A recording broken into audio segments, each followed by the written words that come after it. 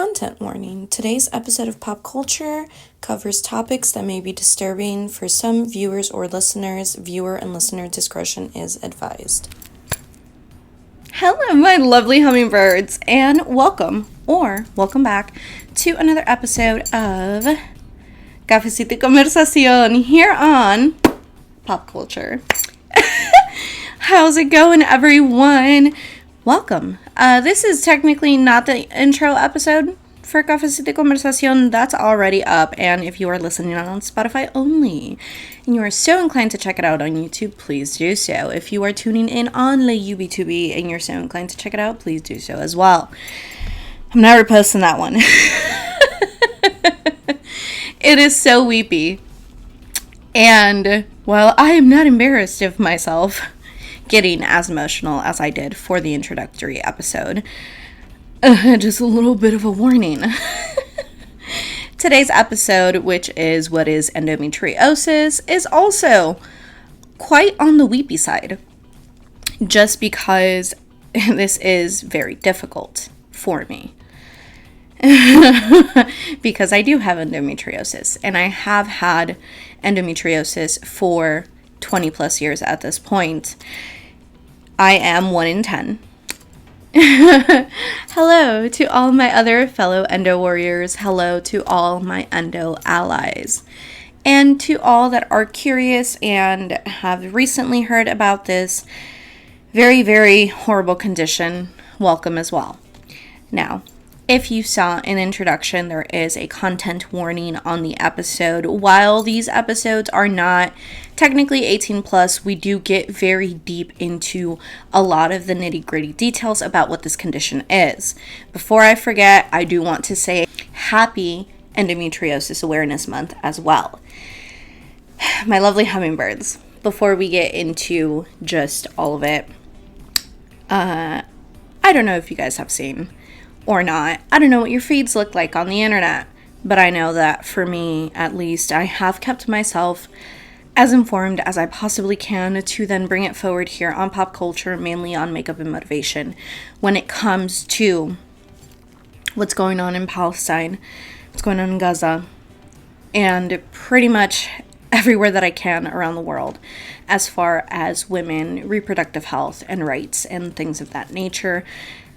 Especially now that I'm fully bringing forward endo awareness, Cafecito y Conversación, and just going full throttle with launching it and everything that I have planned for the year. Now, a couple of things that I did see posted by both Plestia Alacad and Bisan Auda is the fact that obviously the conditions in a genocide are horrible, absolutely, but it is also horrible, especially for the women that are currently in Gaza that are experiencing this genocide firsthand.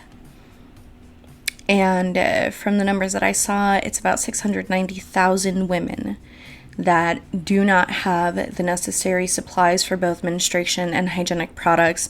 There are women being killed every day and dying in childbirth, their babies dying if they are born premature because of the very harsh conditions.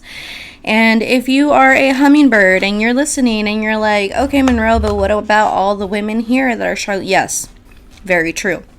And as of 2020, there were 115,635 women and girls that were reported as homeless in the United States alone.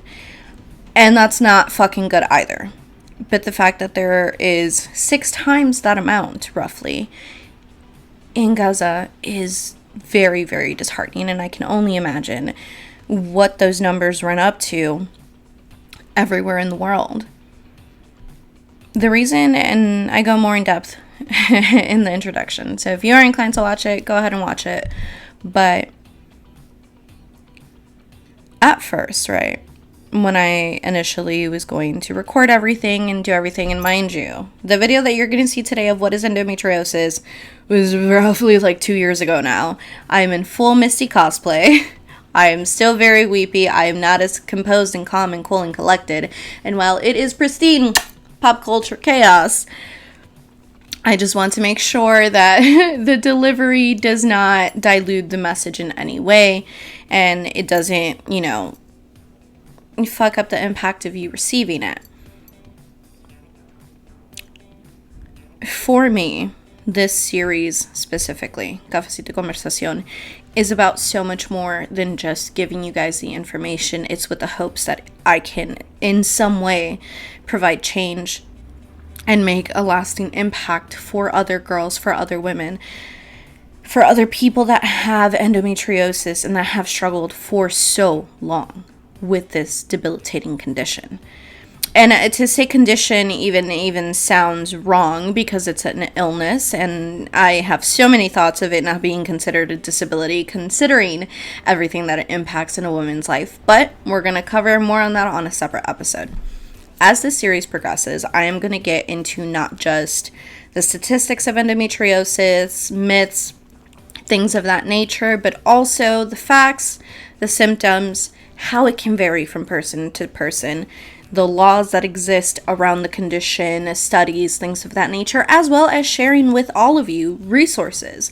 So I am so grateful and so happy that I am in contact with Mary Lou Ballweg from the Endometriosis Association, and have been provided materials by her through one of her volunteers, Kari. Big shout out to both those women for providing the materials for me in English and Spanish. And if you, my lovely hummingbirds, have any questions, you want the materials, let me know, DM me, put it in the comments, send me an email. We will be in communication and I will get those out to you.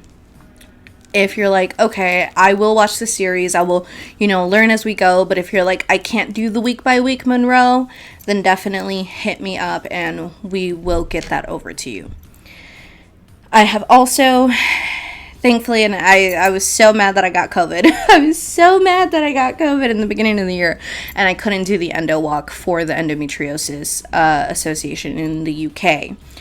Endometriosis UK is the name of the organization, and they sent me, a beanie and a hoodie, and I'm also going to talk about them as we go forward as far as resources, and I will be looking into other places, getting in touch with them to provide you the information here, my lovely hummingbirds, so that no matter wherever you're listening to from around the fucking world, you have somewhere to go.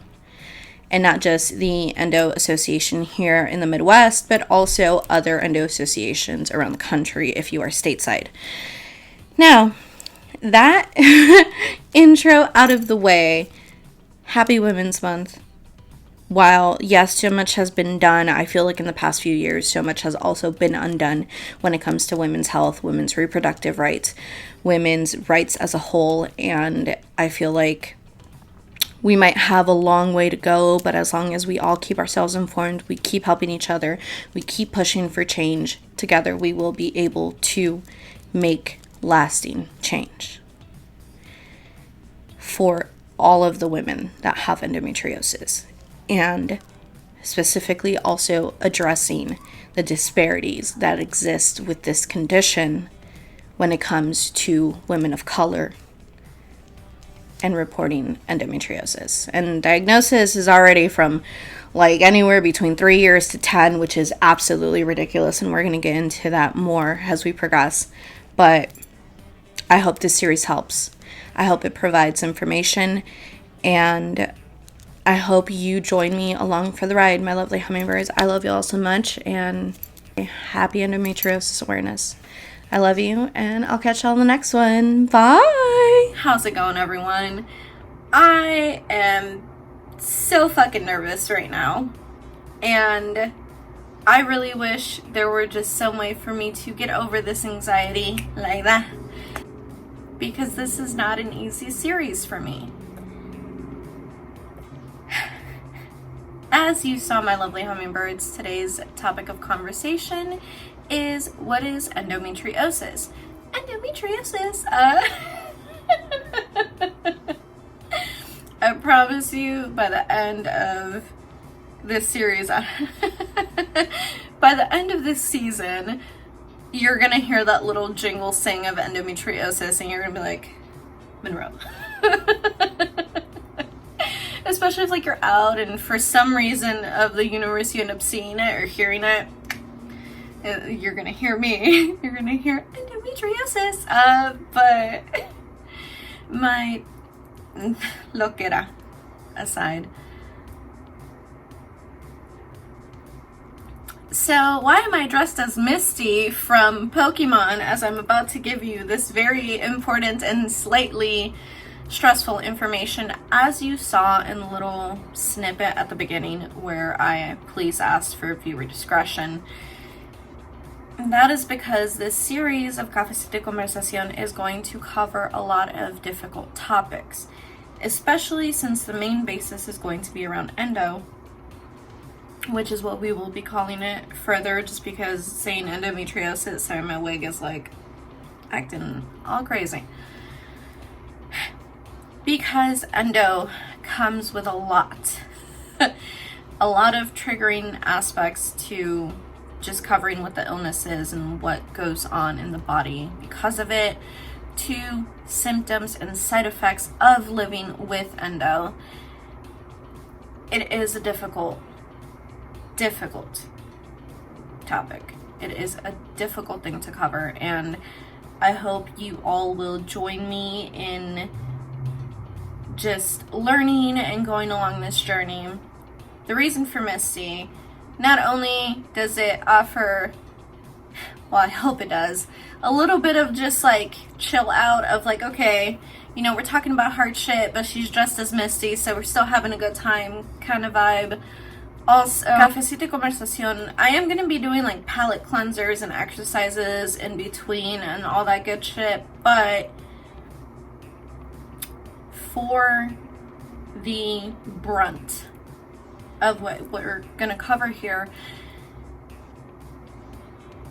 I'm not just pulling it out of my ass. I am really diving deep and digging and researching across a bunch of medical resources, from Mayo Clinic to John Hopkins to the Endo Foundation of America to even Wikipedia to fucking WebMD, to all the resources that I could possibly use, and taking aspects of what I have learned personally from living with this condition every day. Because like, one thing is the medical facts of it and the scientific aspects, which are very important to know, especially when it comes to like signs, symptoms, and how to take care of your body and things like that.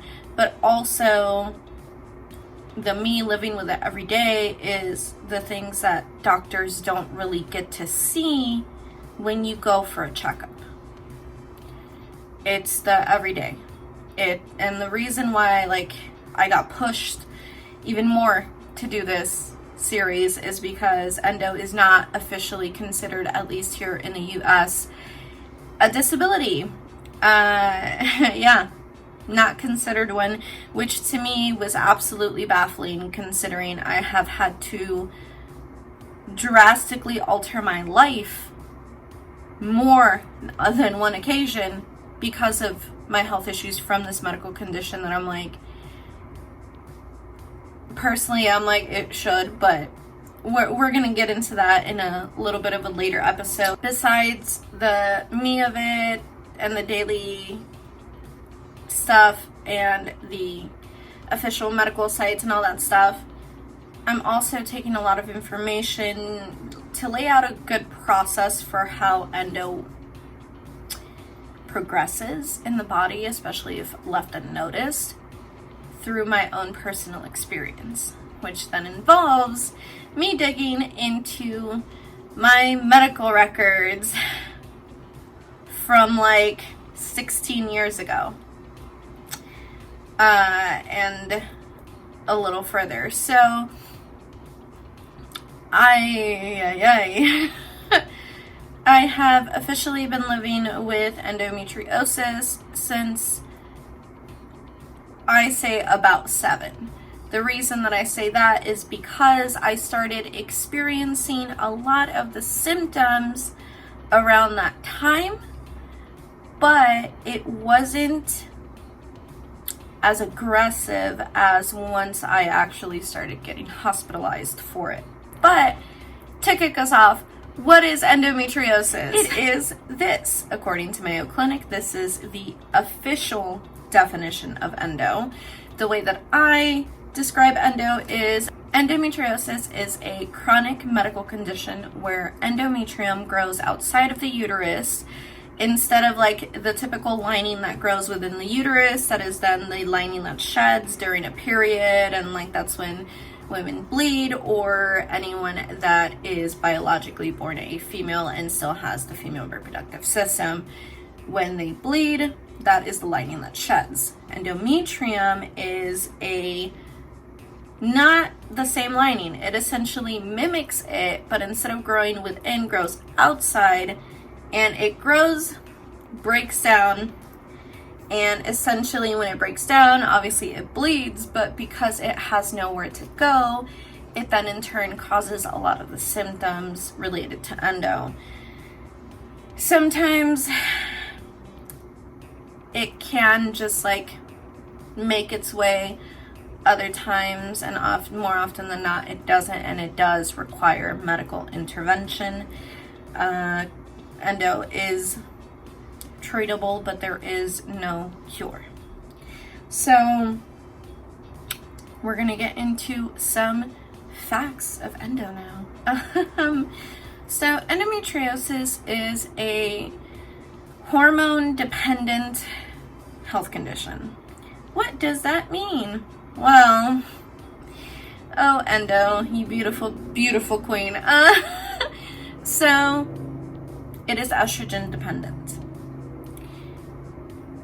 Now, the absence of estrogen does not also guarantee it, because essentially what happens is the hormones are imbalanced. With the hormonal imbalance, it then causes the minor to extreme symptoms of endometriosis.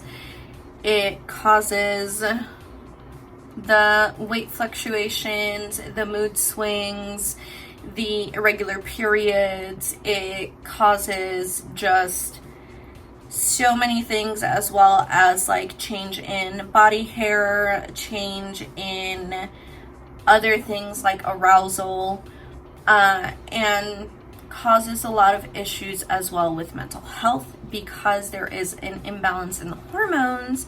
Oftentimes this also means that a lot of people that do have endometriosis suffer from depression, anxiety, and other mental health issues because of the aspects of the weight fluctuations. It can cause, for some, eating disorders, or even sushi, which I have mentioned on pop culture to many degrees. And considering your girl has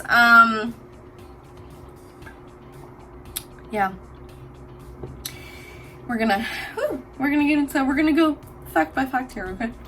So that's the hormone aspect of it. Now, I did mention a little tidbit there of how it is treatable, but there exists no cure. What does this mean? So with endometriosis, because of the growth of the endometrium and the breaking down and bleeding of it, lesions appear within the lower abdomen, pelvic area most commonly, also affecting the fallopian tubes, the ovaries, and the cervix. It can go further than that, and we're going to get into that by like levels of severity once we get there, but treatable, no cure. What does that mean? Well, treatable means that you are going to be essentially susceptible to at least one of these for the rest of your life, if not more, because of this condition. PT is one, physical therapy. Physical therapy assists with all of the issues that can develop after surgeries and even just living with the condition itself, because your pelvic floor muscles don't really know how to function on their own. That's what I spent half of last year doing. Roughly half the year doing 4 months of physical therapy, which shout out to Melissa. Thank you, Mel. I appreciate it. And shout out to my OB-GYN, Dr. Roger Goldberg. I have an amazing amazing medical team that has put up with me since I was a wee baby, and just chaos. Been chaos since day one. But they have really just also supported me in launching this series and doing everything that like I look forward to doing with Cafés de Conversación and just my platforms as a whole. But big shout out to them. I love them. I literally want to cry because if it was not for them, your girl wouldn't be here right now to share this information with y'all. I would literally just be another statistic, another life lost to endo. Well, scratch that. I would simply be another life lost because it wasn't until their valiant and relentless efforts that they realized what it was to begin with. But we're going to get into that in a second. Ways for assisting in managing the symptoms of endo, because as I mentioned, it is treatable, not curable, much like depression, which is why I'm like, so we stability for depression, but we're not doing it for endo, which also causes depression. But then it's like, what came first, the chicken or the egg? Anyway, treatable. Physical therapy helps with lower pelvic floor issues. It helps with rectal issues, yes, the bowels, all of that, because that can also be something that causes an issue where you are constantly either defecating or urinating with a very high frequency. Now, it does come with other symptoms such as nausea, vomiting, constipation, bloating, obviously diarrhea, inability to actually hold urine. So like, you know how, for example, someone can drink water and then they're chilling, 2-3 hours go by, they're still chilling, 4th hour, they're like, okay, I gotta pee now. If you are having lower pelvic floor issues, that is not the case. You are constantly, you consume and you go. Like there's not really much of a breathing time. Another aspect that can assist, and this assists more so with the hormone aspect of endo, that is birth control. Birth control is used not just as a contraceptive for preventing pregnancies, it is actually used for a myriad of things because of the hormones within the pills themselves. It essentially helps manage the hormonal imbalance aspect to maintain, to assist with the irregular periods aspect of it, the cramping aspect of it, because cramps with endo are not it. And also it can help with like just overall regulation. However, as far as mental health goes, it can either help and you're balanced and things run a little more smoothly, or it can toss you to shit. It tossed me to shit. So I can't use it. Yay! And that's on depression. Also, just warning, in case you guys did miss the intro, I use dark humor as a coping mechanism, because what am I to do if not laugh? Cry? I would never get through one of these episodes. That is one of the things for birth control, and because birth control is as it is, everyone has different side effects to it. It made me personally gain a bunch of weight, which did not help with the body dysmorphia. My depression worsened like crazy, and I couldn't do it. I couldn't be on it. At the end, it was causing more issues with a lot of the other symptoms than with what it was supposed to be helping with, that we were like, yeah, we're just gonna move you off of this. Another thing that can also be done, and this is on a more worsening aspect as far as endo goes, and this is called a, and I don't want to mispronounce it, it is a laparoscopy, laparoscopy, laparoscopy.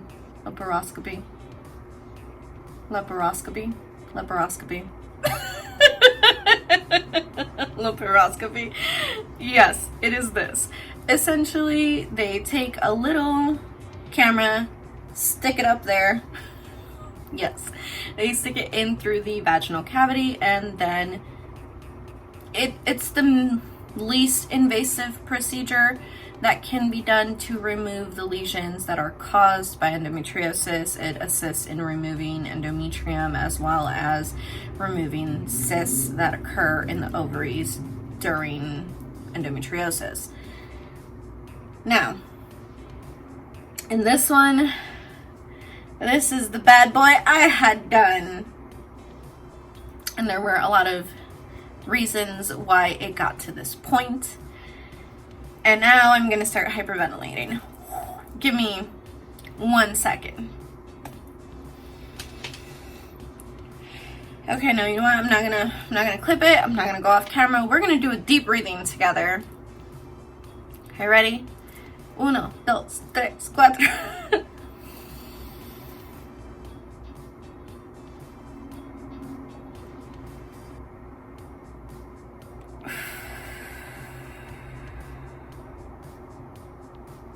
Again, breathe in, hold, breathe out.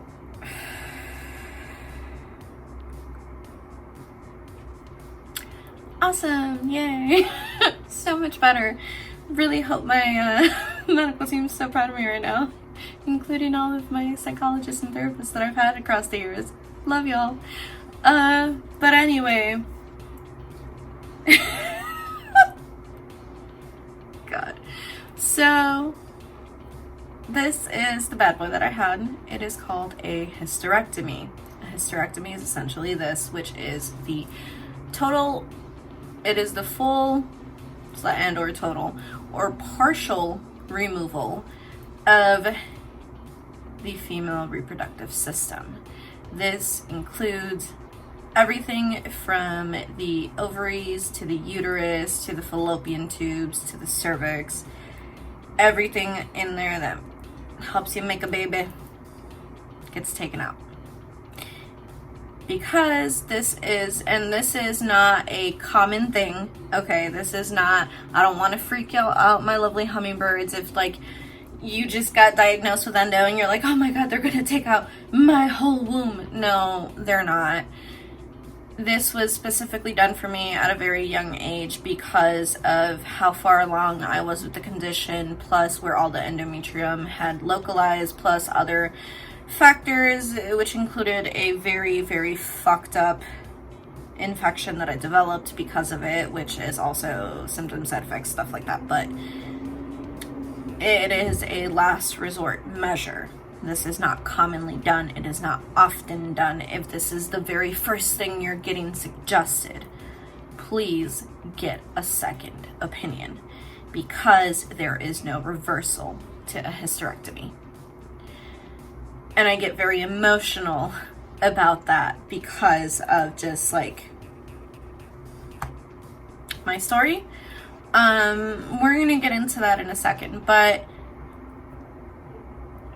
essentially that. For me, I had a partial, so didn't take everything out, mainly because since I was still so young, they didn't want to subject me to hormone therapy at such an early age when I was still in the beginning of my reproductive years and in the beginning of like hitting puberty. Like I hadn't even fully hit puberty yet, so they were like, let's not do that. This is all we need to take out. That's all we're going to take out.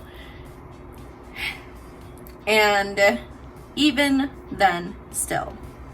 And this is why I said all of this is simply to treat the symptoms of endo.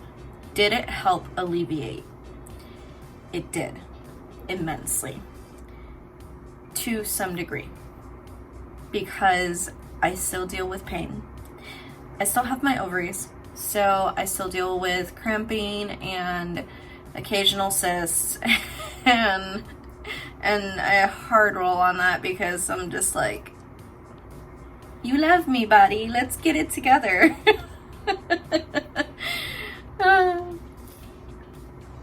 One of the ways that I would, like, layman's terms, explain having endo to someone that didn't know, or a guy, they're like, oh, you know, like, what's wrong? Especially, like, if I was having pain and shit like that, and I was like, well, I can't just say, oh, it's just my period, I'm just cramping, because it's not as simple as just having a regular period.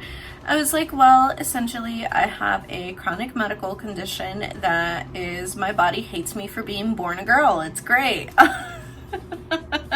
It is out for vengeance since the day I was born. But no, jokes aside, as I stated, it is a last resort procedure, because if anything and everything else can be done first, I really hope your medical team does it. I hope they try. I hope you have, if not Dr. Roger Goldberg, which shout out, major shout out to him, someone just as good as him. I haven't had an experience with anyone better, so I can't say that, but someone that is as dedicated, as committed to learning more, to constantly learning, because of course science is ever changing with me, and I feel like I can only push this away so much. I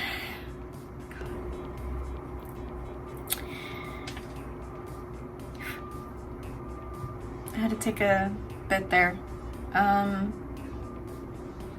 if you hear this, I'm playing with the stress ball, or if you hear it bouncing, I'm sorry. This is gonna be hard to cover, because this is my life. And one thing is me saying it to people that I meet on the street and saying it personally. A whole other thing is me sitting on a camera ready to put this on the internet. Hi, my lovely hummingbirds. It's your girl Monroe. And I am 1 in 10, supposedly 1 in 10. The reason for that is I personally feel that endometriosis affects more than simply 1 in 10 of every woman, but we're going to get into that in a bit. I have endometriosis, amongst a bunch of other beautiful shit, because of endo. My story is fairly long and encompasses about 20 years of health issues. 22, actually, because I started experiencing symptoms roughly around the age of 7. I briefly covered this in the intro episode. I'm going to briefly cover it here. It's not easy for me to talk about, and you will hear sporadic mentions of different parts of it throughout this series. But essentially, I honestly can't even tell you off the cuff how many medical procedures. I want to say at the very least now, at the least 12. At least. But I've had it pretty much my whole life. Everything started coming to a head as far as needing medical attention around the time that I was 9 because of the other health issues I was having because of it. Had it been detected when I first started experiencing those symptoms, things might not have gotten to the point that they did. Is this anyone's fault per se? No. And it has taken me a very long time to come to terms with being able to say no to that. But 20 years ago, and this is the thing about, like, when it comes to medical knowledge around the female body, there's still so much we don't know, because the female body, the basis for that was based entirely off what they knew about the male body. As mentioned, with the hormone imbalance. I experienced a lot of emotions as a kid, a lot stronger than everybody around me, and I didn't really quite understand why, which led into some negative coping mechanisms, which one of those is mimicking the emotions of those around me. You readjust in my seat. Okay, sorry. Because I didn't want to just be the overly emotional kid all the time anymore. And I didn't really know how to explain that something was wrong. I just didn't know what was wrong to begin with. So that happened. The first couple of procedures that did occur were not at the final place where I got, and have since gotten the rest of my procedures. It was not uncovered as far as like endometrium. It was just, oh, she's having her cycle and this is normal, and she's just experiencing it to a more painful level than most. And she's a kid, so the idea of over dramatization was there. And the fact that I just maybe didn't want to go to school. To me, this was an insult. I had straight A's. I had what was called the Principal's Award that was honored at school for like straight A's and perfect attendance and all that. So I was pissed because I was like, this is fucking with my perfect record. How dare you insult me and accuse me of such a thing? I have high aspirations, my guy. Like, a bitch, me being a bitch, was trying to go to Oxford. Like, yes, as a kid, I wanted to go to school. I wanted to go to Oxford, yeah. I was that kind of brainiac. And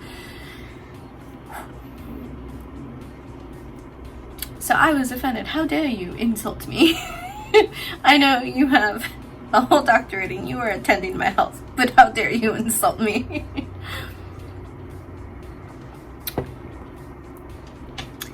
And because of language barriers and coming from the neighborhood that we came from, parents being Mexican immigrants,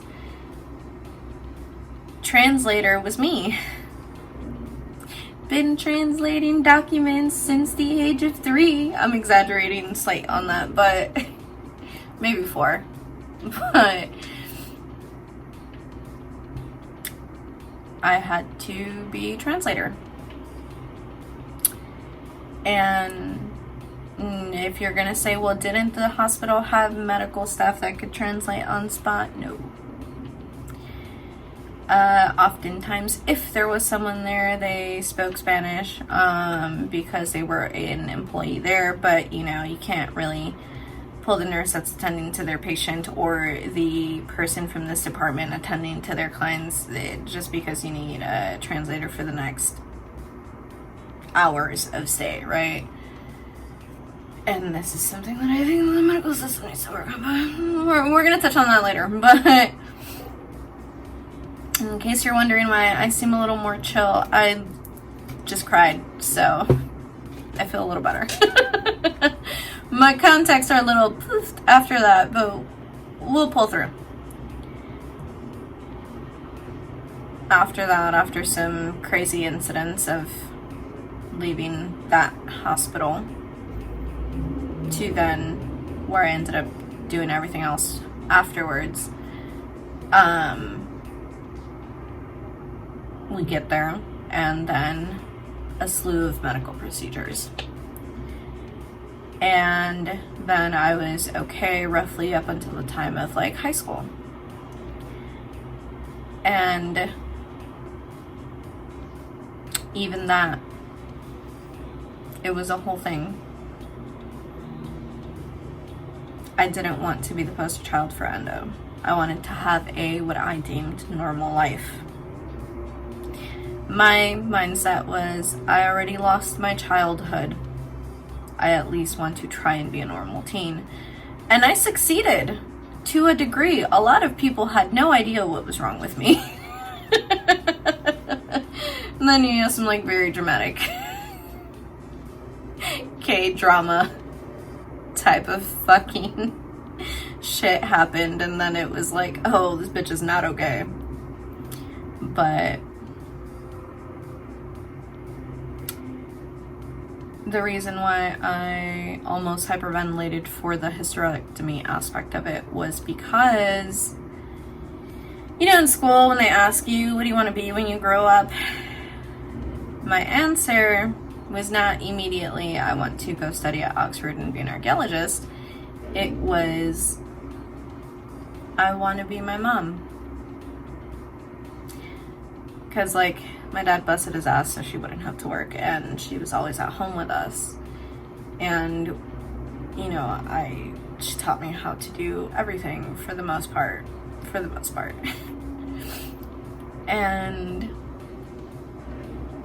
she was always there.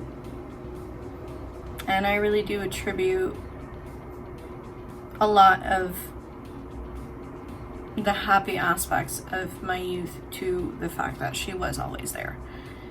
And growing up in the area that we did, having her there present meant a lot, because it meant that we weren't out doing a lot of shit we weren't supposed to.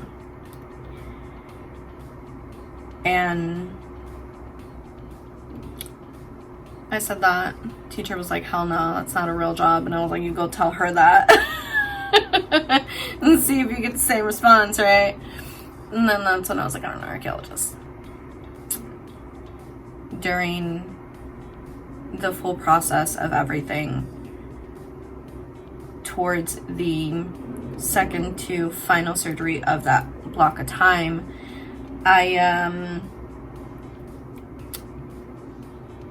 we thought it was the last one. We thought things had gone well, and then left because of a family emergency to Florida. Then came back and landed back in the hospital. This time because of just everything. I want to say 90, but I feel like that's pushing it. I might have been like 80 pounds, honestly. And success rate of the surgery was very, very good. Mortality rate, though, me coming out this bitch alive, was not so good. And I didn't. I flatlined. Your girl was clinically no longer here. And I made it to the pearly gates, y'all. Heaven is for real. Heaven is real. It's not what we think it is, but it's for real. And I'm gonna leave that alone for right now. You know, left, came back because it wasn't my time. And I know I looked very annoyed at that part. And I don't mean to. But baby Maddie was very annoyed at that time. Current Maddie's still like, you know,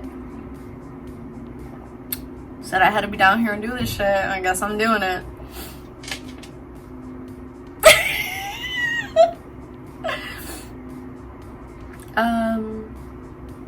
But yeah, no, I wanted to stay up there because the person that I saw that greeted me was my grandma, my dad's mom. And real beautiful sight. I was so pissed when she was like, no, it's not your time. And I look at God and I was like, how dare you? They're not gonna listen to me. I'm just some kid down there.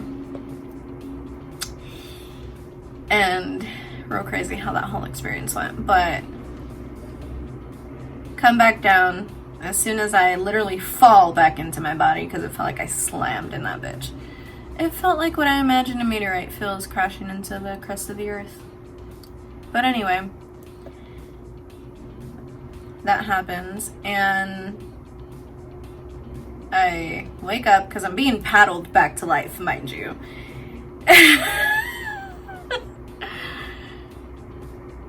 And I say my grandma's name. My mom hits the floor because, one, her child is alive and again, yay. But also she said my husband's deceased mom's name, kerplunk. My dad's like, oh my God, do I run to the side of my child that was just revived, or do I pick up my wife off the floor? He picked up his wife, obviously. The medical team's like attending to me, so. But yeah, then your girl went comatose, wakes up. That is chaos. collapses because legs haven't been used in a long time, and had to learn how to walk again. It was great. Depression, so much worse. The reason being, one of the things that occur in hospitals is they have to legally explain to you what procedures they're doing to you before it is done, especially if you have like the awareness and it is not like an immediate like life or death situation where like you're completely unconscious and they have to do this in order for you to like be alive again, right? You have to be explained what it is that they're doing to you, which is why I tell you, my loves, be a very, very, very strong advocate for yourselves. You have to. From the moment that everything started, I was just like, no, you guys got me fucked up. Because in the first phases of this, the first medical attention that I received, not here where my life was saved and all that good shit, prior to, which again, and I don't know if I said this, I've recorded this a few times, I'm like losing my shit slowly because of how stressful this is to even discuss and all the feelings it brings up. But it's not their fault. It's not really anyone's fault. No one at this point in time knew that a little girl could get endo, because I was a kid. I was a little baby. And when I saw on the Endo Found, one of the Endo Foundation or websites, one of the Endo orgs, one of those, story of this girl, she's 15, had her procedure and all this stuff, and I literally sat here and I bawled my eyes out because I was like, what's stopping me from telling my story? I was a baby. I was a kid. And if I share my story, maybe it'll help somebody. Somebody will be able to take the action for someone they know, or for their own kid, or for themselves before it gets so bad.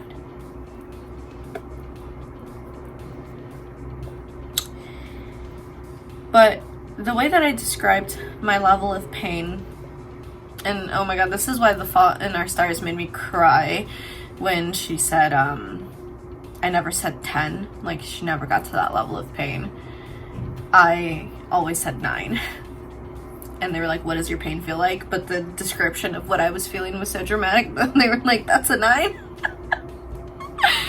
My description was, it feels like you're cutting me open with a dull knife, punching me, throwing vodka on it, and then lighting it on fire.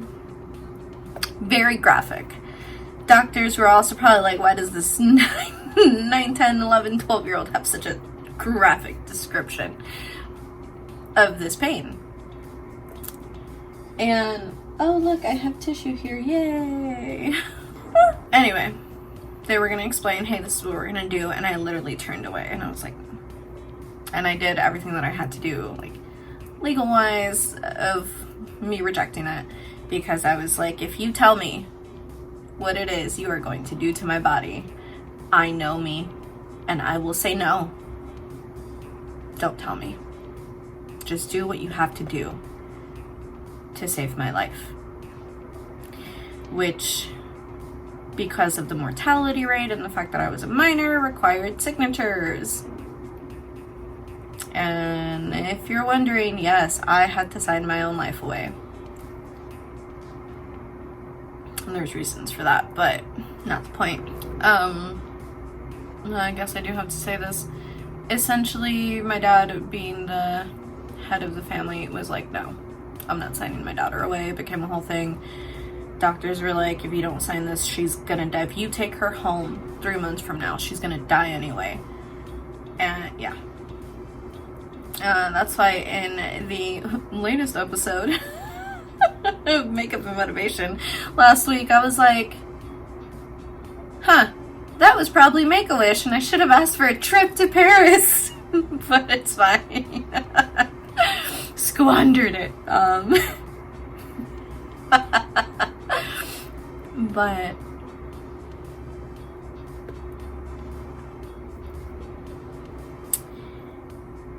he said no because, you know, his fears, and like it was the whole how am I signing my child's life away type of thing.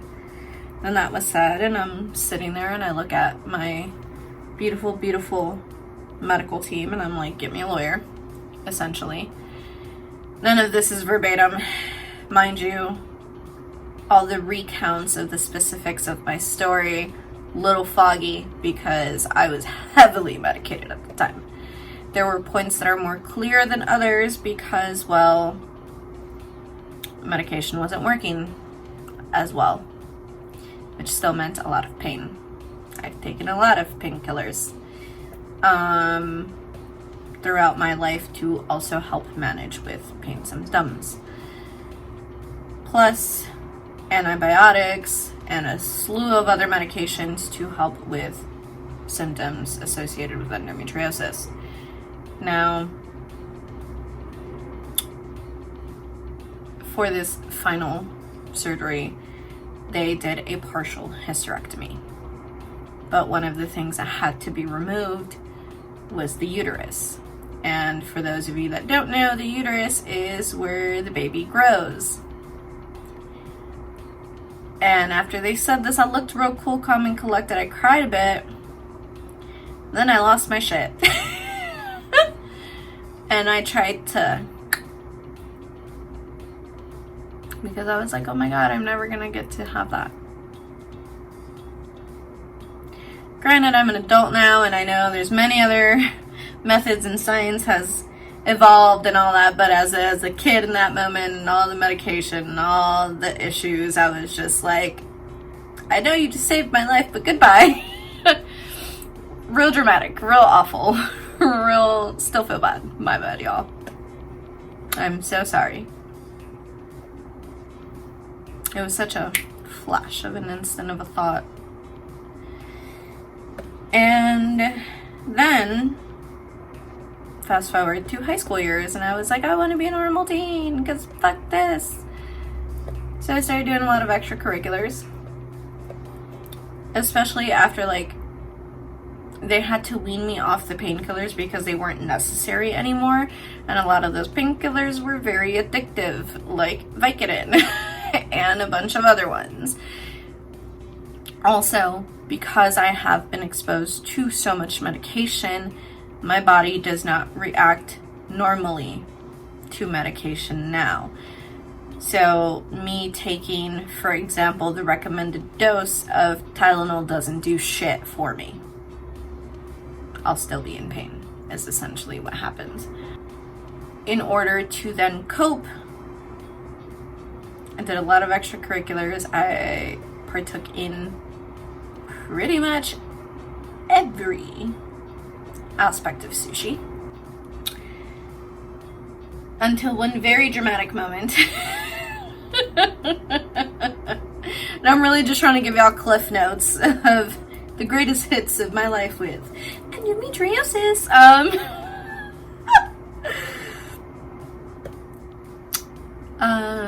I almost failed out of school, out of high school, because not my grades. There was this whole thing where like if you failed the Constitution, you failed the year type of shit.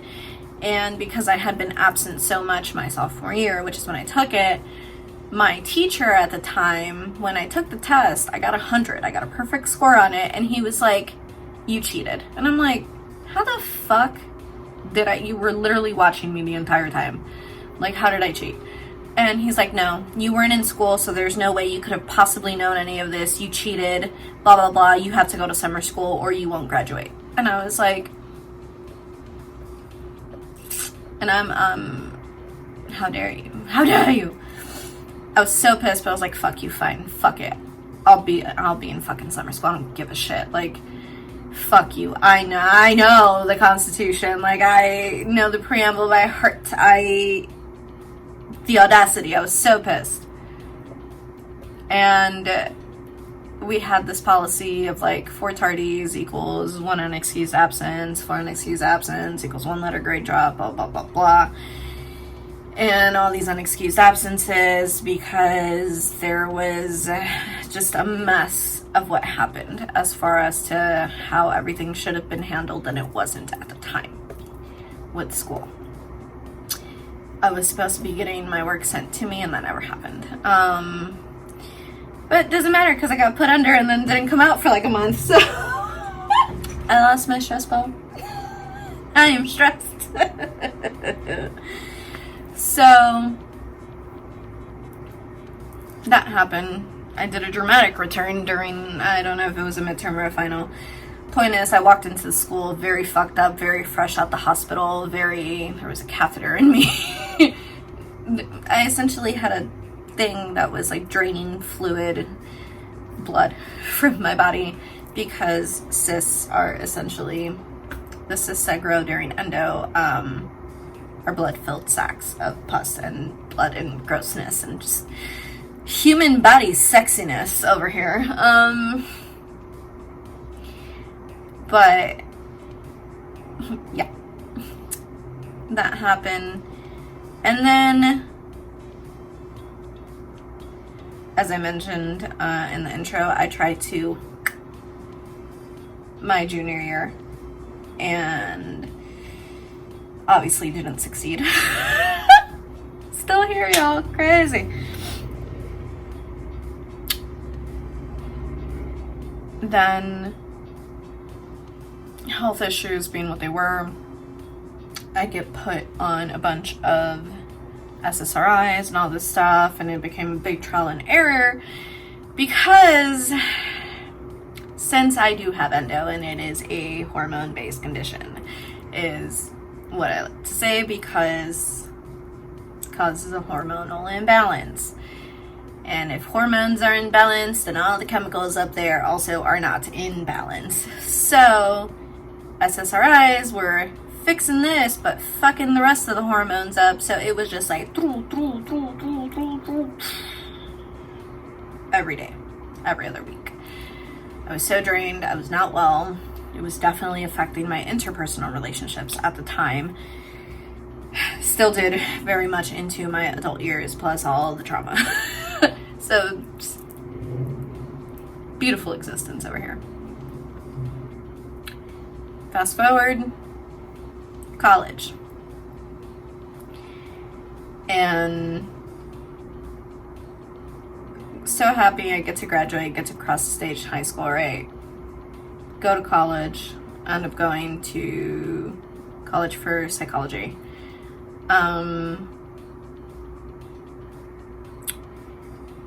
And then I got sick again. And I had to leave because I was going to have a procedure that was going to knock me out for a few months. Not because, like,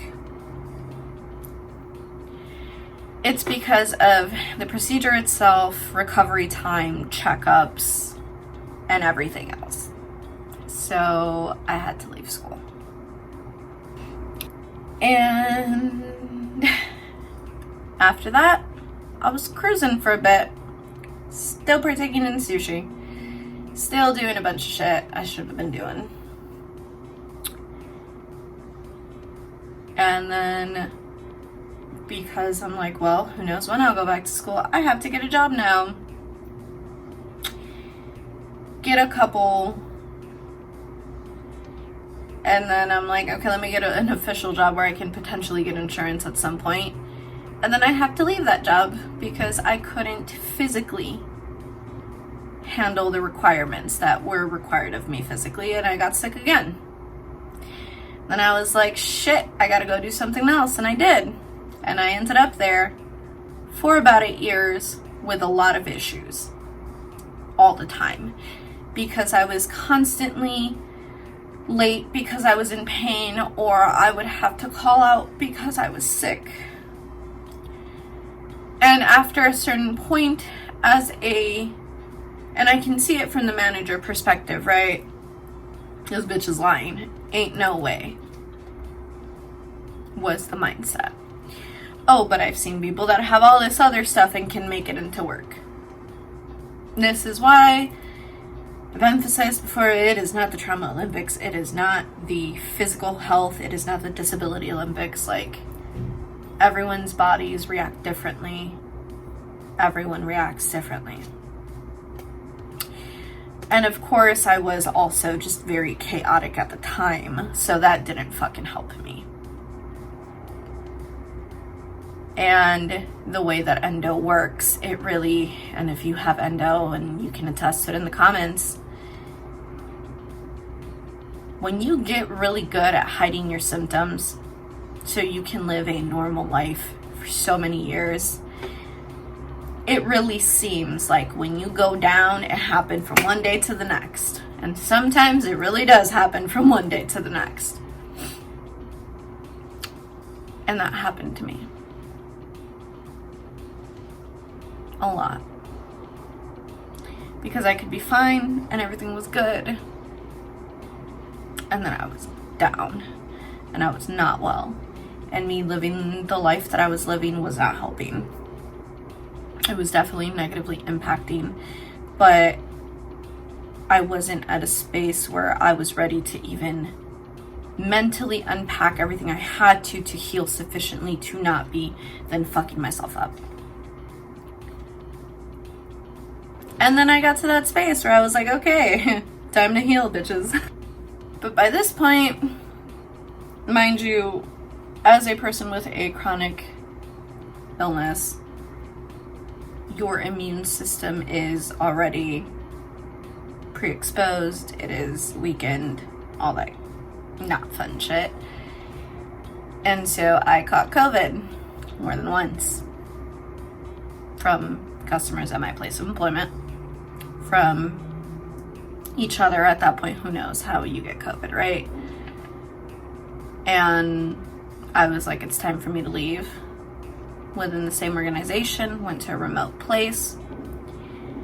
And because of my condition and my delusion that I can be like everyone else when I can't, I was thrown into a very high stress environment. And I mean more than normal high stress environment. And spoke up countless of times of things should be done. Did I advocate for myself as a person with a disability? I did not, and that's where I personally fucked up. Because again, it was that whole stigma I had within myself of like, I am less than if I admit to this. Which we now know is not true, but I kept pushing, and I was like, I can do this, I can do this, I can do this, and I couldn't. And that stress got to me to the point that it led me to damn near collapse at work. And I say damn near because I caught myself. Had I not caught myself, I would have kerplunked forward and just knocked out, and an ambulance would have had to take me off there. Go to the medical floor. They put me in the quiet room. The adult timeout is what I called it. So I'm in adult timeout right now. I'm in the quiet room. There's a heat pack behind me. I don't really talk about this, which is so crazy because I feel like I do all the time, or like I've mentioned it, but I guess not as openly. But I have endometriosis amongst other things that is physically going on with my freaking body. And I sat there and, the doctor is like, hey, so what do you do here? And I explained it, and they're like, is it stressful? And I was like, yeah. All I do is put out trash fires. And she's like, is it a way to make it less stressful? And I was like, yes, if everything I have said but haven't been able to type an email about because there is no time in the fucking day to do so is done by everyone I've said it to, then maybe. Obviously that didn't happen. Then June, one of my siblings passes, and I was already not well, and that made it worse. And then I got sick when I was supposed to go back, get thrown in a trauma program. As I'm unpacking all of this, my beautiful endo was like, hey, so you remember that sharp ass pain that you felt the other day a few months ago? I'm back. Because you ignored me the first time because you were so busy mentally stressing out about all this stuff that you forgot you have a thing that debilitates your body.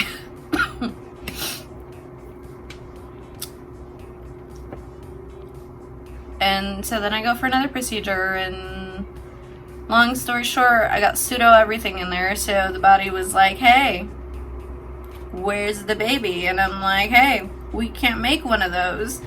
And it was like, I don't care. And I'm like, you have to. Because it's not going to happen.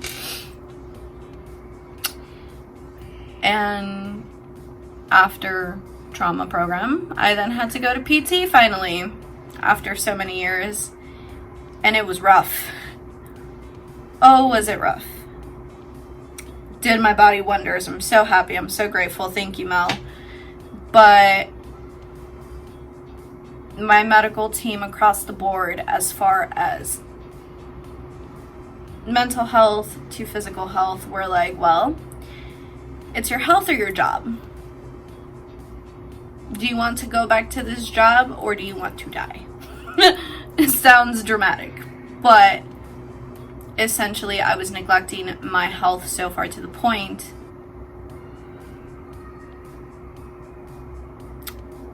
that like I would need to be put under, and if I get put under again, we don't know what's going to happen. Making it out is not a high probability.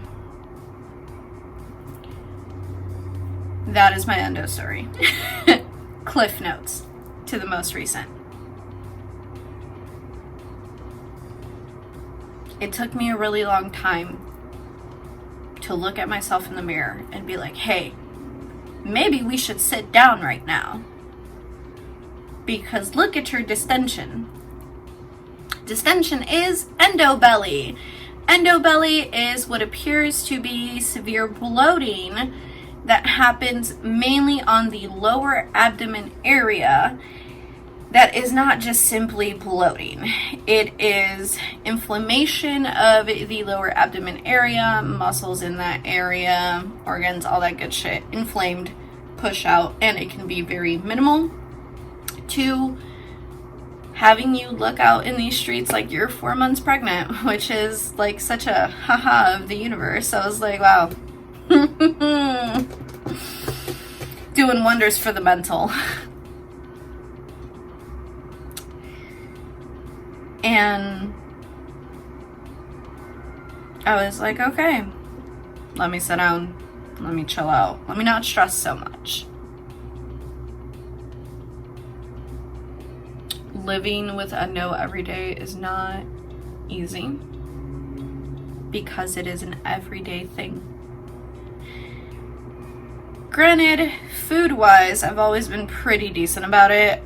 I do slip up. I'm not perfect. I love cheese and coffee and wine and beer and everything that's not fucking good for me. But for the most part, I do stick to a diet that helps with endo. And I've grown to love it over the years. I'm also fucking weird. I mean, I was the kid eating a bag of baby carrots a day. Like, I like healthy foods too, so I'm a little weird in that aspect, I guess. I rarely keep junk food at home, things like that. Ooh. Endo story aside, that's Cliff Notes version.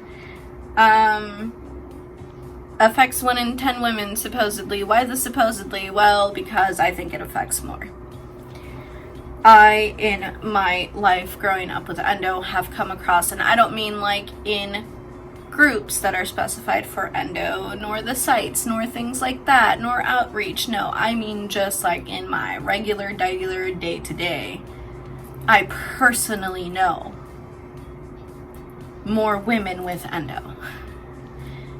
I know some that have been diagnosed with other conditions, such as PCOS, that it's not endo, but it has aspects or can be brought on by endo as well. And I sit there and I'm like, well, We didn't think mine was endo. We thought, no way this kid has endo, first off. Secondly, no way this person actually has that. I mean, it could be this, it could be that. And for a lot of people that might go undiagnosed, it has a lot to do with the fact that the information is not provided in schools, nor is it provided at home. Because one of the things that was very prevalent for me when I first started getting sick was, well, every girl experiences their period differently. For some, it just hurts more than others. For some, it's this. For some, it's that. And there was always some type of excuse of why, no, I should just tough it out and hold out. Had I listened and toughed it out and held out, my lovely hummingbirds, my lovely bouquet, I would not be here right now telling you and sharing all the wonderful information that I have learned through my pain and suffering to bring it to all of you, so that maybe you don't have to have as much pain or suffer as much or feel as alone as I have my whole life with this. Because wanting to not be the poster child for it, again, I partook in a lot of toxic shit that was not good for me. Granted, did I have a lot of fun doing it? I'm not gonna sit here and tell you I didn't. But that's my little string of toxicity that's left in me. That's like, but bitch, we had fun. And I'm like, we did, but it wasn't good for us. You know, that acknowledgement of both sides of it. And a lot of people didn't know. A lot of people that were close to me didn't know. Hell, some family didn't even know either. They just knew I have something.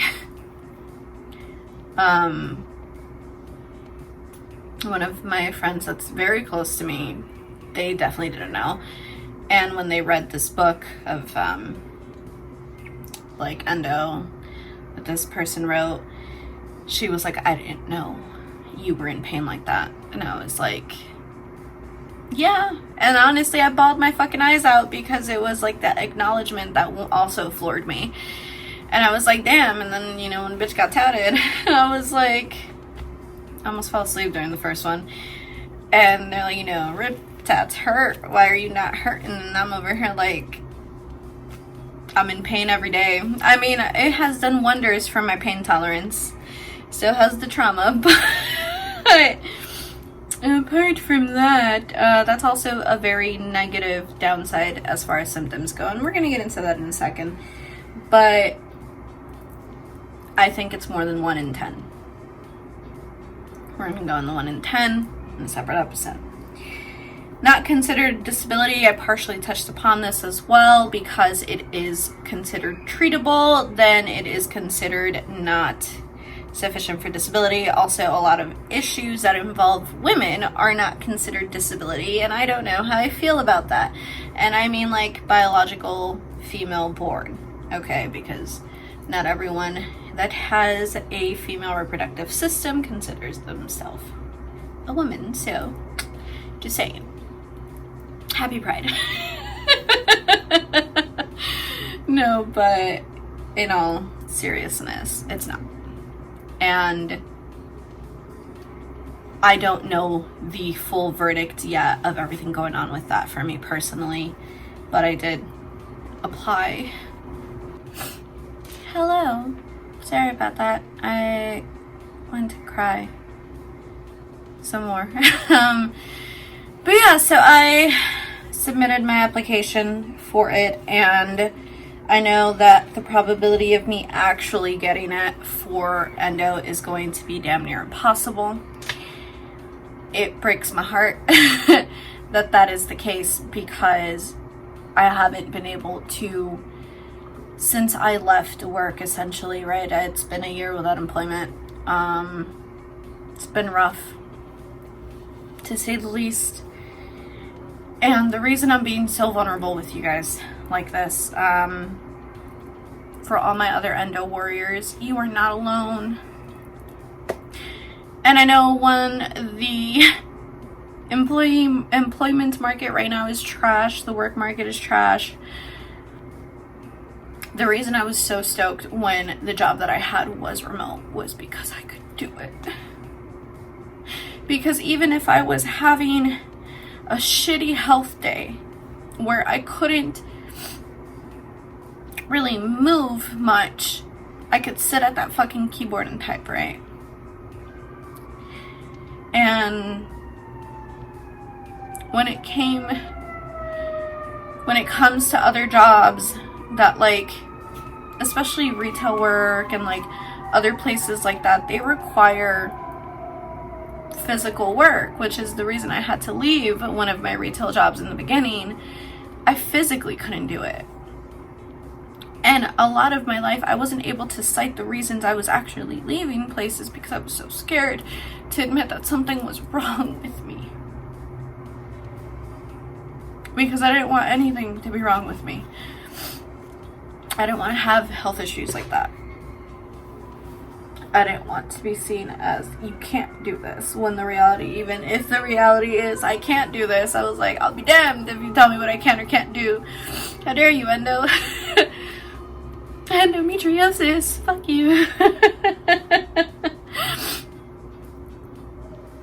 And so there's things like lifting and pulling and pushing 50 pounds every day that I can't fucking do, which sucks, right? And I can't even tell you that I can stand in place for 10 to 12 hours, because if I have a really bad endo day where my distension is a bitch and I'm just nauseous all fucking day, like, there's so many factors. And don't get me wrong, I've had people that have come to me and I'm like, I'm sorry, like, I can't work in that. It sucks. Places I've tried and like they have said no, and I'm like, that's fair. Right? Me just like, that's fair. Hold on, I'm fixing my overall. Okay, yes, they match up now.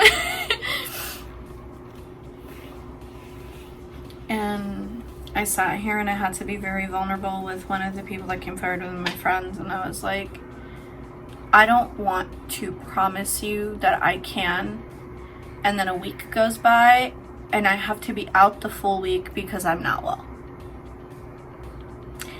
And it's always this unknowing, because while you can, the reason I said it is completely out of your control somewhat is because you can take the necessary steps to take a handle and the reins over your endo, but there is, to some degree, the symptoms are still there. And sometimes those symptoms, even if you do everything right, are still gonna hit, and they're still gonna be hard. Symptoms for endometriosis are the following, and it is long. Okay, y'all, these symptoms are long, so bear with me. Yeah, so not considered a disability. Oh my god, I jumped it because I got really emotional about it. I'm so sorry, y'all. A lot of things to do with the female reproductive system are not considered because they are considered treatable, which I feel like is personally such bullshit, because there's a lot of conditions that are considered treatable that are on there, but I feel like a lot of it also has to do with the fact that, right, I mean, we're labeled endo warriors. That in itself, there's so many varying degrees as well to endometriosis and the levels of it, that the most commonly known one is the least, I can't even say least, but like the most moderate level of endo, and it's not as severe as the other forms, but I don't know, I think it should be considered, because one of the things for disability consideration is like being over a year without employment, which I am, it affecting like a major aspect of your life, which it has. I had to leave work, I had to leave different jobs, and I had to leave school because of it. I can't have a family because of it. Not biologically. In so many aspects, like the fact that it causes depression, and Lord knows that's been one hell of a shit show as far as my mental throughout my life. Like, I think it should. There is a way to submit for it to be a disability, and I'm going to cover that in a separate episode. But because I'm going to go over other illnesses and disabilities and what it even means to have a disability and things like that, especially because endo is not a seen, not an always visible disability, right? Because when you have distension, you can visibly see that, but people don't really know what that is. Like I said, oftentimes you just look pregnant, because I've gotten asked before. When I've had full-blown distension, I've definitely been asked, like, oh, how far along are you? And I'm like, do I really go into an explanation of my entire life right now to this stranger, or just say 4 months because that's what it looks like? I've definitely done the 4 months because that's what it looks like. And also I have social anxiety too, so I don't feel like dealing with the awkwardness of being like, oh my god, I just told this person she looks pregnant and they're not. This is embarrassing. So I'm just like, oh, like 4 months. And I'll like rub it, and then I'm like, walk my merry ass the fuck home. And I'm like, well, that was enough out in the world for today. Or people I've dated, their parents have gotten so excited. And I'm just like, no, it's time we have this conversation. I will never be able to biologically give you grandchildren. I'm so sorry. And obviously I'm a single ass bitch now, so it don't even matter. Ay, Diosito Santo. Ay. Like I said, joking, that is how I cope. So yeah, symptoms for endo, and you guys keep hearing me talk about distension throughout this episode. So symptoms for endometriosis are the following, and you're going to see me turn because I have them all written down. These are not all the symptoms. I'm sure there's many more, and I'm sure there's many varying degrees to all of these symptoms. Now, pelvic pain, abdominal pain, nausea, UTIs, depression, anxiety, severe bloating, physical pain, physical exhaustion, distension, severe cramping, blood clots, pressure, constipation, irregular periods, irritability, severe mood swings, vaginal discharge, vomiting, weight fluctuations, miscarriage, ectopic pregnancies, infertility, other reproductive health conditions such as cysts and PCOS, back pain, lower back pain, difficulty breathing, brain fog, kidney pain, fatigue, hormone imbalance, body dysmorphia, pelvic floor pain, painful sex, vaginal dryness and irritation, prolapse, which is essentially pelvic organ prolapse. Prolapse is, this is so gross, I'm so sorry. It's when you push too hard and your organs can come spilling out of your vaginal area or your rectal area. Yes, that is a thing. It is often most commonly seen when after post-pregnancy and things like that, but it is a side effect of endo as well. It can happen, especially because those pelvic floor muscles are weakened. Yeah, I live a wonderful existence, y'all. Almost happened. Anyway, that's the point. Insomnia. The reason I drink copious amounts of caffeine throughout the day is because even with all the melatonin in the world and all the lavender tea in the world, which has helped immensely, I'm not going to say it hasn't. Lavender has done wonders, especially to get me to chill out. But in order to stay functioning throughout the day, I need that caffeine because bitch don't sleep. And insomnia does not mean just not sleeping. It can also mean irregular sleep patterns, including having a very diminished sleep pattern, which means instead of sleeping the normal, regular, recommended 8 hours that I should be sleeping, I am only making it to that 3 to 4 hour mark with like random periods of napping throughout the day because my body's like, oh, we're tired. And I'm like, no, caffeine, because we have things to do. How dare you? Anyway, stress is very big aspect because the body gets physically stressed internally from everything that is going on, especially if you are still producing endometrium. Thankfully, mine was taken out, but it causes stresses within the body because the body is within a constant state of like essentially hurting itself and then healing itself. And not only does that cause physical stress, but it also causes mental and emotional stress because, like, what the fuck, right? Pelvic organ prolapse. I already mentioned prolapse.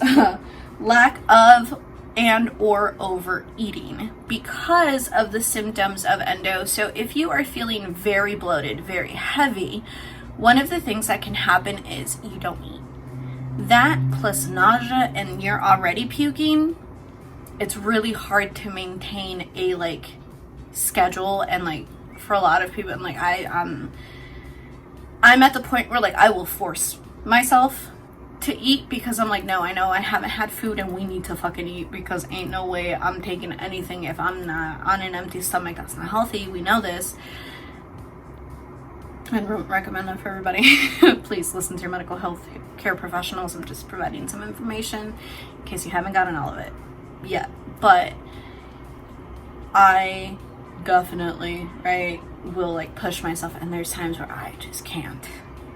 I literally can't, and I'm just like not obviously well fed because then like no, I have this thing where I'm like, well, if I eat, it's coming back up and I don't want to throw it up, right?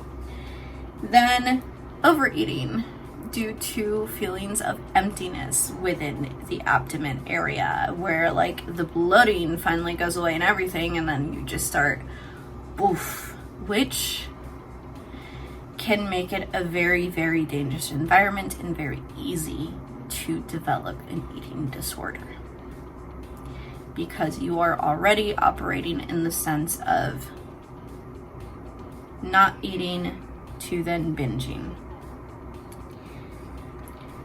False pregnancies. It is not fun.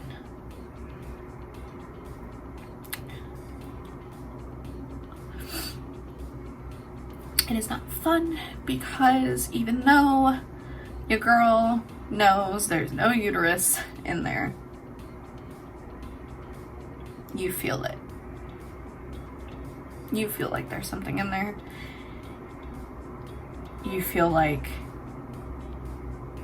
I can't even explain to you the sensation, but it feels like if you're pregnant and then obviously you take a pregnancy test and it's false, and obviously you go and you get checked and there's nothing there, but it is a symptom that can happen. Especially later on in the reproductive years. Constipation, which I mentioned. Constipation, diarrhea is also one of it.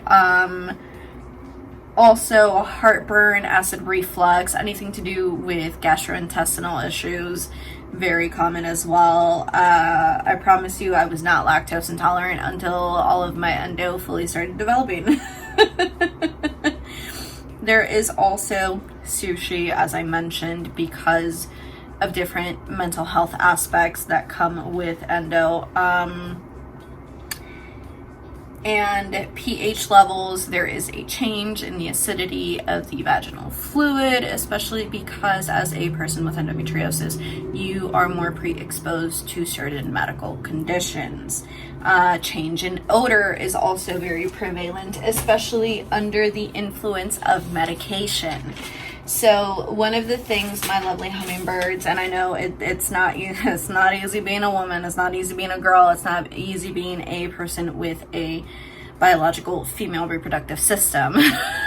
Shit is rough in these streets, especially with endometriosis and any other reproductive health issues that can arise. So I'm sorry, I just like looked at myself, and when I put the suspenders here, all I can hear in my head was multipass from The Fifth Element. Anyway, oh my god, I should cosplay her for Halloween. Anyway, so one of the things, and I'm gonna cover more into like intimate life and cleaning and all of that in a separate episode, but that is some of the symptoms. I just want to say for my lovely hummingbirds that have endometriosis, for all my endo warriors out there, I feel like I'm missing something, like I skipped over something and I don't know what it was. I did! Haha. I got it. We went over the symptoms because I'm going to get into the types of endometriosis next. Yes, there are types of endo, which is why I said like my whole story of had it been detected sooner, maybe we wouldn't have gotten to the point where we did. Who knows? I don't, but one can only surmise, right? It might be hard to live with this condition, but the world is so much better for having you in it. There are many things that affect your endo.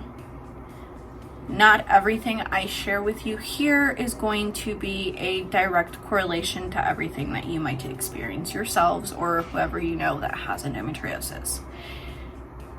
Just like with the spiritual journey in life and life itself, everybody's journey is their own and catered, especially when it comes to health, their bodies are their own. So while there can be a base, like this is what is up and what can happen, it might be different for everyone else. I have, and we're getting really personal here. So because, demons, because of all the medical procedures that I had, there was so much damage to the vaginal area, the intravaginal area. They had to essentially make me a new one. And I have what is called a neo vagina, which I thought was hilarious. And I was like, oh my god, to my OB-GYN that's been there from day one, this is his fellow, and I was like, oh my god, the amount of jokes that you have prepared for me is amazing, because she's the one. I'm horrible, I know. Like, anyway, that's a whole other thing that just popped into my head, but not the point. And, which is hilarious, because I have told... Special shout out, like just right quick before we get into the types of endo, special shout out to my medical team, from Jeremy to Melissa to Roger to everyone involved, to all of my nurses that I've had across the years, to everyone that's put up with my insane fucking sense of humor, with my dark ass humor, with my jokes, with my bullshit. I love you all so much. To all my therapists, to everyone, like, if it weren't for every single one of you, I would not be here right now. And I am so eternally grateful for everything that you have done, for not letting me die. All the times I almost did, and almost did, sometimes at my own hand. I am sorry that I did do all of that. But the reason I say this is because I have definitely said to Roger, under the influence of medication, and not so much so, I made you. And I feel so bad about it. Sometimes. Not really, though. I think it's a very tongue-in-cheek joke, like, hey, your profession, you're welcome. No, but I'm joking, y'all. I'm very much so joking, but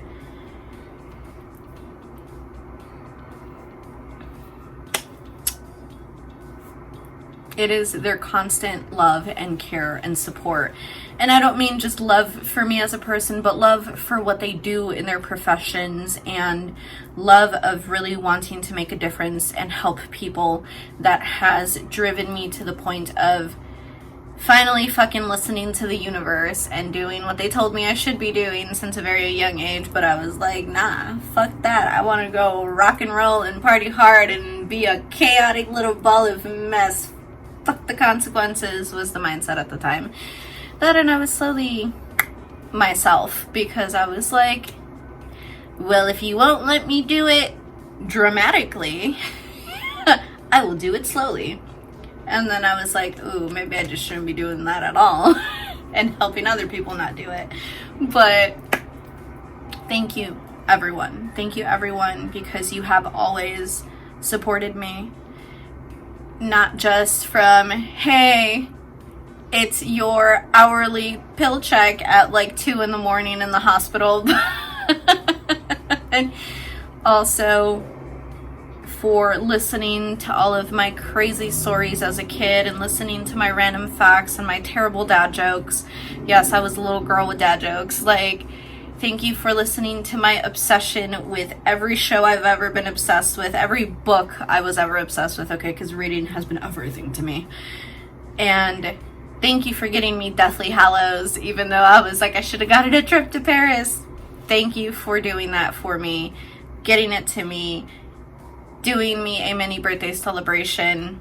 To my lovely nurse that braided my hair before I went into surgery. Girl, I love you. Thank you. That meant everything. Roger. Dr. Goldberg.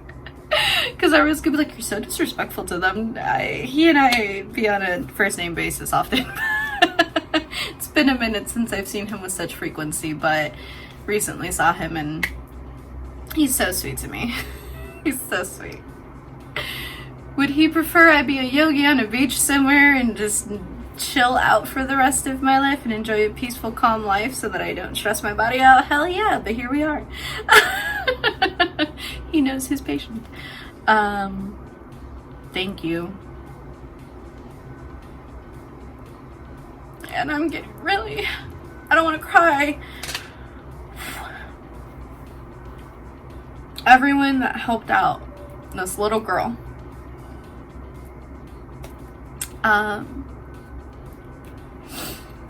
Everyone that helped me out during that point in time. That helped Dr. Goldberg out at that point in time. Thank you, Roger. Oh my god, I'm trying really hard not to cry right now, man.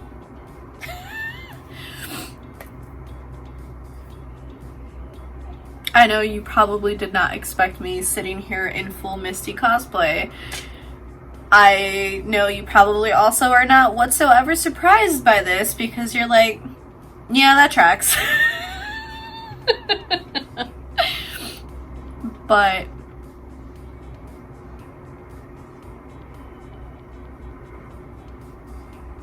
thank you for coming back into that room when everybody else walked in and walked right out. You were so young at the time. Not saying you're old now, but it's been like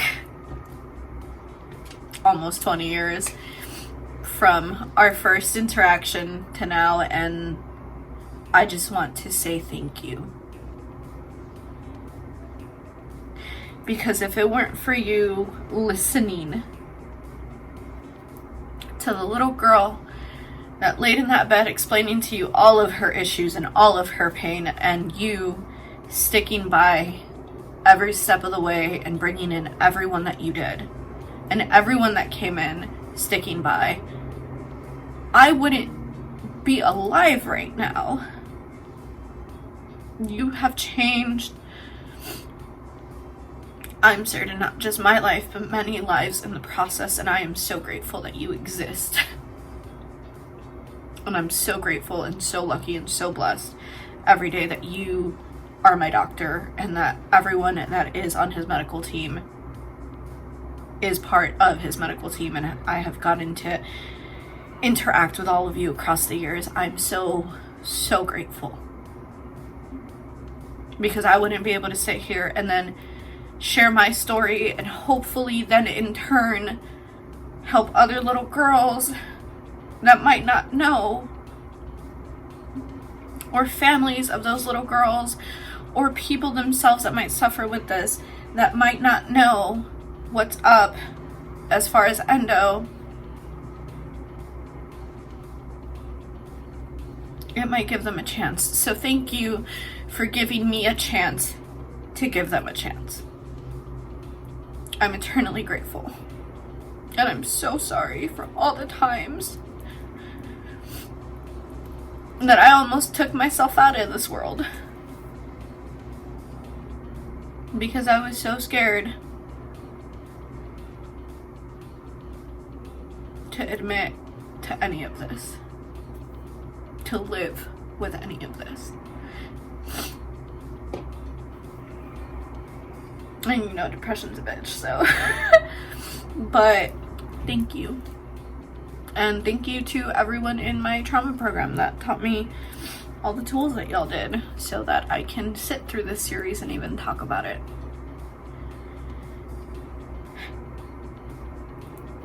That being said, my thank yous aside, and hopefully, fingers crossed, I'm gonna get some of these people on pop culture so that they can give you a much more professional medical approach on everything, and we can do our witty little banter that I do with everyone on here. But my tears and snotty tissue aside, endo not being considered disability honestly fucks with my head so much. And the reason that I say that, the reason that it stresses me, is not just because of y'all heard that list of symptoms. That not only includes the potential for being pre-exposed to other conditions. So like, since I mentioned UTIs, if my lovely hummingbirds, you suffer from endometriosis, you have to protect yourselves sexually. There is no option to not use a condom, because the probability of you getting infected is so much higher because you're already pre-exposed to UTIs. So UTIs already weaken the urinary tract, which then makes you pre-exposed to all the other health issues. So like, say somebody sleeps with somebody that has BV and they have no symptoms, it's not affecting them, you'll get it instantly. And not only will you get BV, but you will get a myriad of other health issues that will cause an issue. And it'll start off as a UTI and things like that. You are more pre-exposed to also dying from a lot of things that have a cure that might not kill somebody that doesn't. The reason why in my partial hysterectomy they just went ahead and took out the cervix was because the predisposition to a higher probability of cervical cancer is also there. I was reading articles and one of them did mention, not one of them, a few, mentioned how there is a predisposition to breast cancer. And there are so many other issues, like I mentioned. I mean, I was not lactose before all of my endo shit happened, and afterwards I cannot have milk and dairy like that. Like, it will fuck me up. And not in like I have diarrhea or things of that nature. I literally will throw it up. Then I get really sick and I go down for the count type of thing. And so many other factors like vitamin deficiencies that occur during and after procedures because you're not properly consuming food throughout this whole process. You know, yes, you have hospital food here and there, but if you're unconscious for an extended amount of time, well, you got a feeding tube and you're not really going to get all your nutrients, or you're only going to get enough to stay alive, kind of thing, and withstand the medical procedures. Like, there's so many factors. Hair loss from stress. They're the aesthetic factors as well because of all the body changes. Now, there are varying degrees of endometriosis, as I mentioned. The types of endo are superficial peritoneal endometriosis, or SPE, and this is, as states here, a thin line of tissue that attaches to the abdomen and pelvis and peritoneum areas. Essentially, this is a very thin line that forms of endometrium outside, builds up, breaks down, sheds, and oftentimes this will not be to the severe degree where it'll stick. It can come out on its own, or will shed, and like your body will expel it. With the ovarian endometrioma, which is OMA, this is more of the cysts that occur in the ovaries, dark fluid, little sacs that just, so you know how in PCOS they say, oh, like pearls line the ovaries. When you have endo, something similar happens. However, with it, they're red. So rubies, not pearls, but rubies, and or embers, because some have even said that they look like dark chocolate. I think they look like rubies, but that's just me being biased because I'm a Cancer. I'm like, my birthstone, you say, was written in the stars, you say. Anyway, they fill with blood, pus, liquid fluid endometrium, and stick to the ovaries, and they can burst, which requires immediate medical attention. Sometimes it will not necessarily burst, but more of a pop, and then things have to be drained. I've had moments where, like, well, after living with a condition for so long, you can really start to get to know your body. And one of those things that you get to know about your body is the change in odor in urine and discharge of the vaginal area, secretions and things like that. And then you're like, ooh, well, I had a little baby cyst in there that did its thing and is now out of my body. Cool.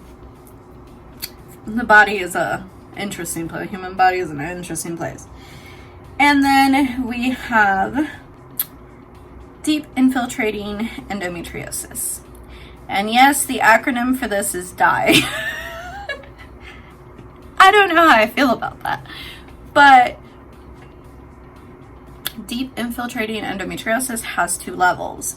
Now, the first, two levels because of the areas in the body that it affects.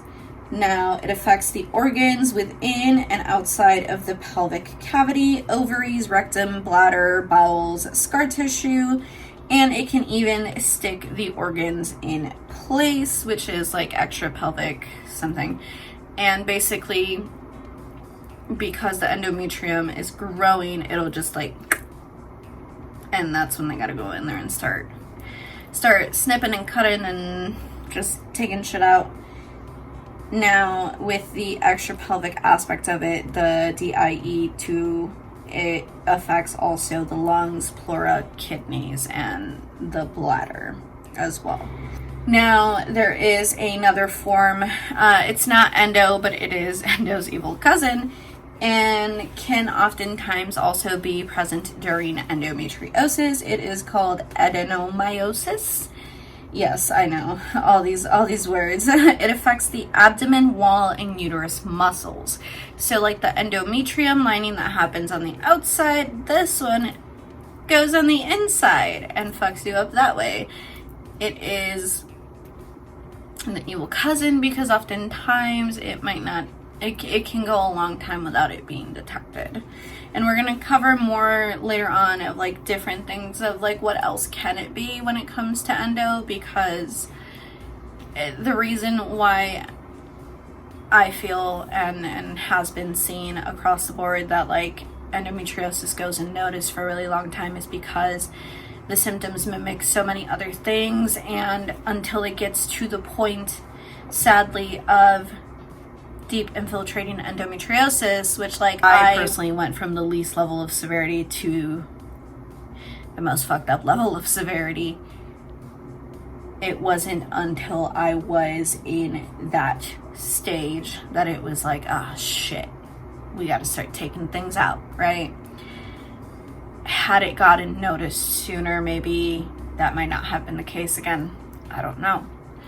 But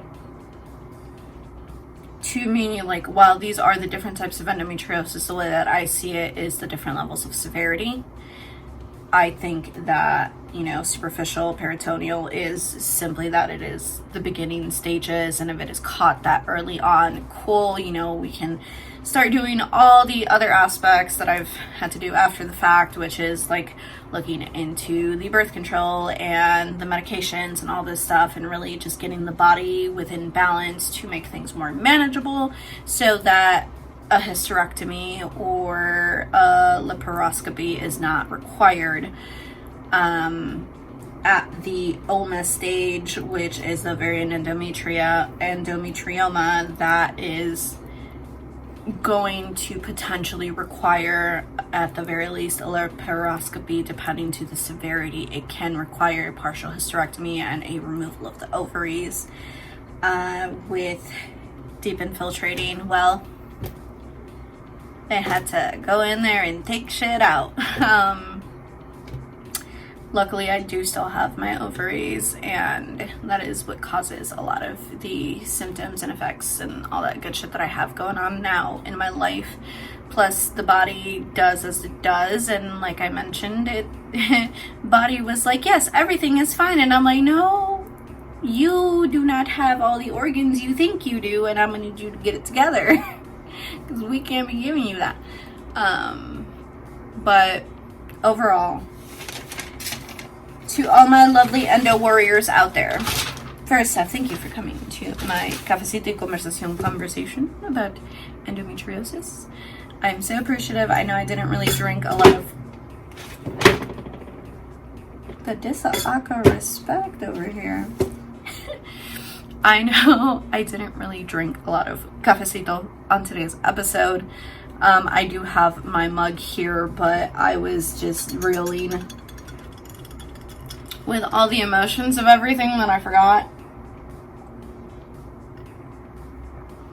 Also, I have a very weird setup on my desk right now, so besides that, I'm also mentally trying to prepare myself for the fact that I now have to do this entire episode in Spanish. And I don't know how I feel about that, because I fully intend on sharing all of this information with both all of you, my lovely, lovely hummingbirds that are part of the bouquet, that are solely English speaking or are more comfortable learning things in English, and as well as providing information for all the little brown girls, for all the Latinas, for all the Hispanics that might not have immediate access to this or might not even know that this is a thing, because, well, I definitely didn't. Even later on, when I did have like access to the internet and everything, me going in and like diving into all those medical papers and all the medical sites and all the things was very difficult. Had I had a cosplaying bitch telling me everything, I'd probably be like, huh, this isn't as stressful as I thought it would be, you know? But I hope you enjoyed it. I hope this information was helpful.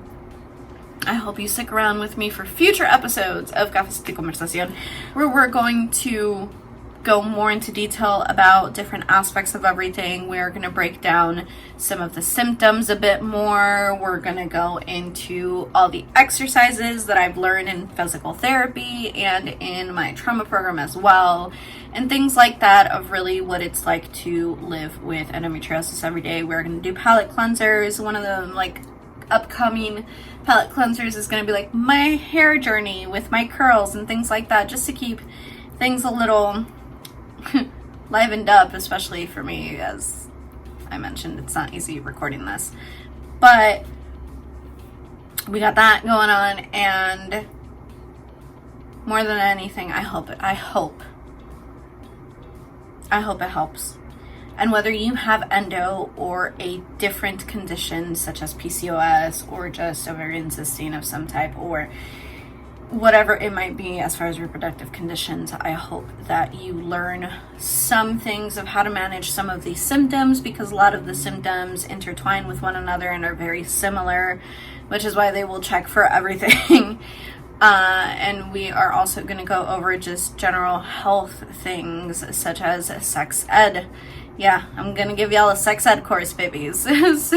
Specifically for my endo babies, especially because I know that, like, sex ain't the easiest and it's not the most pain-free at all times. And there comes with all these other, you know, issues that can arise, such as lacking confidence and you playing mind games with your damn self because you're like, damn, I fell at this too, you know, all that good shit. So we're definitely going to cover a lot, but I hope this helped.